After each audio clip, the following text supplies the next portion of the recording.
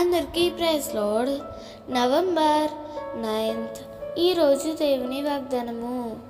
సింహపు పిల్లలు లేమిగలవై ఆకలి కొనును, యెహోవాను ఆశ్రయించు వారికి ఏ మేలు కొదువై ఉండదు.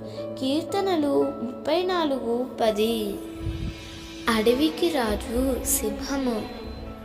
వాటి పిల్లలకైనా ఆకలి కలగచ్చు గాని రాజుల రాజైన దేవుని బిడ్డలకు ఏ మేలు కొదువై ఉండదు.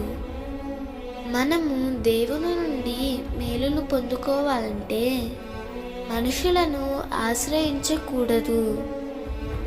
మన ఆశ్రయము దేవుడే. మన అవసరాలు తీర్చేది దేవుడే. ఆయనను ఆశ్రయించినప్పుడు ఏ మేలు కొదువ రాకుండా సమృద్ధితో మనలను నింపుతాడు.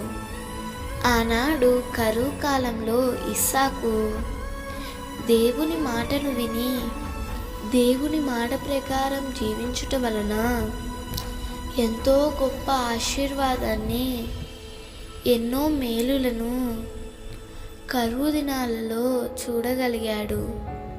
ప్రియమిత్రమా, నీ పరిస్థితులను చూచి ఏ మనుషుల దగ్గరికి వెళ్దామా అని ఆలోచిస్తున్నావు కదా.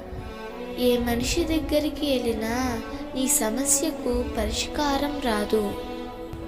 ప్రభువును ఆశ్రయించినప్పుడే అన్నిటి నుండి విడుదల పొందుతావు. నీకు ఏ మేలు కొదువై ఉండకుండా దేవుడే సమృద్ధినిస్తాడు. ఆనాడు దావీదు గిన్నె నిండి పొర్లినట్లుగా నీ గిన్నెను కూడా నిండి పొర్లింపజేస్తాడు. దేవుడు ఈ వాగ్దానము నీ జీవితంలో నిశ్చయముగా నెరవేర్చునుగాక. ఆమేన్.